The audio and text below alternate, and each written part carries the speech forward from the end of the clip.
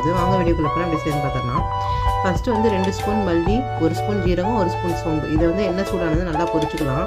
அதுக்கப்புறமேட்டு 2 பெரிய வெங்காயம் கட் பண்ணி வச்சுருக்கேன். இதை ஆட் பண்ணி இதையும் நல்லா வதக்கிக்கலாம். 3 தக்காளி கட் பண்ணி வச்சுருக்கேன். இதையும் ஆட் பண்ணிக்கலாம். ஆட் பண்ணி நல்லா வதக்கி விடலாம். நல்லா வதங்கினதுக்கப்புறம் 4 பூண்டு ஆட் பண்ணிக்கலாம். 3/4 ஸ்பூன் மிளகாத்தூள், தேவையான அளவு உப்பு, கொஞ்சம் மஞ்சத்தூள், இது எல்லாத்தையும் ஆட் பண்ணி நல்லா வதக்கி விட்டுக்கலாம். இப்போ துருவின தேங்காய், அரை முடி தேங்காய், இதையும் ஆட் பண்ணிக்கலாம். ஆட் பண்ணி நல்லா வதக்கி விட்டுடலாம். இதையே ஓரளவு நல்லா வதங்கிடுச்சு. வதங்கினதுக்கப்புறம் நல்லா ஆற விட்டு அரைச்சி எடுத்துக்கலாம்.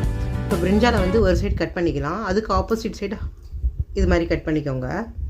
இதே மாதிரி எல்லா பிரிஞ்சாலையும் நம்ம கட் பண்ணி வச்சுக்கலாம். இப்போ எல்லாத்தையும் கட் பண்ணியாச்சு. இப்போ இந்த கொஞ்சம் மசாலா எடுத்து தனியாக வச்சுக்கலாம். அதை வந்து இந்த பிரிஞ்சாலில் ஸ்டஃப் பண்ணிக்கலாம், மேலேயும் கீழேயும்.